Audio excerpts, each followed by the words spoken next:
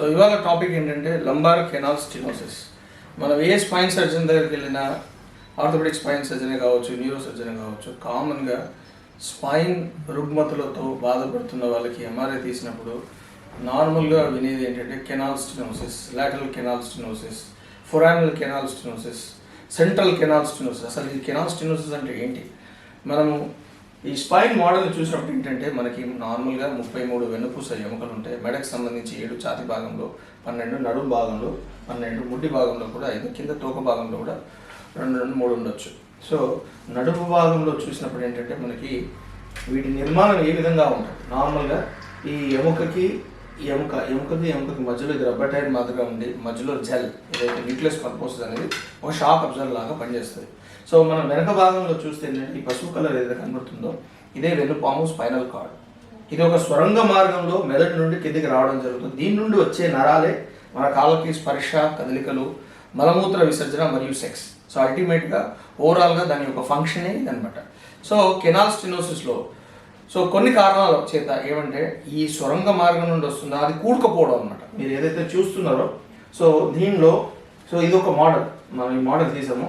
So ఈ ఎముక లోపల ఈ మధ్యలో చిల్లు కనబడుతుంది కదా, ఈ చిల్లే కెనాల్ అనమాట. ఇది కూరుకపోవడానికి బోలెడు కారణాలు. ఒకటి వచ్చేసి ఏంటంటే మనకి ఇక్కడ నుండి ఈ ముందటి భాగంలో ఉన్న ఎముకకి మధ్యలో ఉన్న డిస్క్ అనేది పగిలి వెనక్కి వెళ్ళడం వల్ల కూడా ఆ కెనాల్ అనేది కూరుకపోవచ్చు. నెంబర్ 1.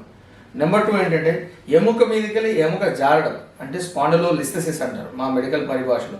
దానికి బోలెడు కారణాలు ఉంటాయి. అంటే ఫ్రాక్చర్ కావచ్చు, ఇంకా వేరే ఇతర కారణాల వల్ల కూడా కావచ్చు. స్ట్రెస్ ఫ్రాక్చర్ కావచ్చు, లేదంటే పుట్టుకతో ఉండొచ్చు, సమ్ డిస్ప్లాస్టిక్ చేంజెసే కావచ్చు.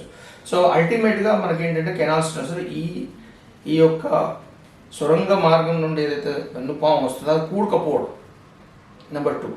నెంబర్ 3 ఎనీ ఇన్ఫెక్షన్, ఏమైనా యాప్సిస్, చీము అక్కడ ఫామ్ కావడం, లేదంటే పుట్టుకతోటే కంజెనిటల్ స్పైనల్ స్టెనోసిస్ అని కూడా అంటారనమాట. లేదంటే ఇవన్నిటి వల్ల కూడా ఏంటంటే ముందటి నుండి డిస్క్, సైడ్ నుండి ఈ ఫేసెడ్ జాయింట్స్ ఒత్తడం, వెనక నుండి ఒక చిన్నపాటి పొర లిగమెంటం ఫ్లేగమెంటం అది కూడా బలిష్టంగా అయ్యి అది కూడా ప్రెస్ చేయడం వల్ల వచ్చేదాన్నే మనం కెనాల్ స్టెనోసిస్ అంటాం. సెంట్రల్ కెనాల్ స్టెనోసిస్లో వీళ్ళలో నార్మల్గా ఏంటంటే పిక్కలు పట్టేయడం, ఎక్కువ దూరం నడవడం కూడా ఇబ్బందిగా ఉండడం, కాళ్ళలో ముద్దుబారడం, తిమ్మిలు రావడం అదంతా జరుగుతుంది. కొంచెం అక్కడి నుండి కొంచెం పక్కకి జరుగుతుంది, దాన్ని లాటరల్ కెనాల్ అంటారు అనమాట.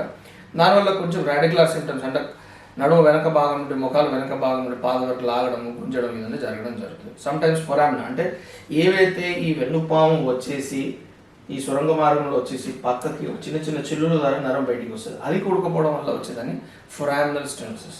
దానిలో మెయిన్గా ఏంటంటే వాళ్ళకి కాలు మొత్తం లాగడం, గుంజడం, తిమ్మిరి రావడం, మొద్దుబారడం అనేది లక్షణాలు ఉంటాయి.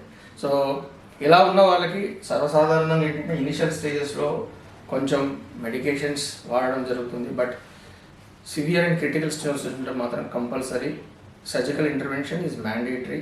దాంట్లో కూడా ఏంటంటే ఇప్పుడు సరికొత్త పద్ధతి ఏంటంటే ఎండోస్కోపీ మార్గంలో బ్రహ్మాండంగా మనం ఓవర్ ద టాప్ డికంప్రెషన్ చేయొచ్చు.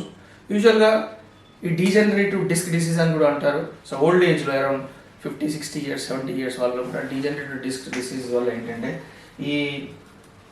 ఈ ఎముకకి మధ్యలో ఉన్న డిస్క్ అంతా కూడా డీజనరేట్ అయిపోయి ఈ స్పేస్ తగ్గడం వల్ల వెనకాల నరం మీద ఒత్తిడి పడి స్టెనోసిస్ రావడం జరుగుతుంది. వాళ్ళలో కూడా ఏంటంటే బ్రహ్మాండంగా మనం ఎండోస్కోపీ మార్గంలో మనము దాని ఎండోస్కోప్ ద్వారా మన పనిముట్లను పంపించేసి ఓవర్ ద టాప్ డికంప్రెషన్ చేసేసి మనం వీళ్ళకి ఏవైతే సిమ్టమ్స్ ఉన్నాయో అవన్నీ కూడా నిర్మూలించవచ్చు.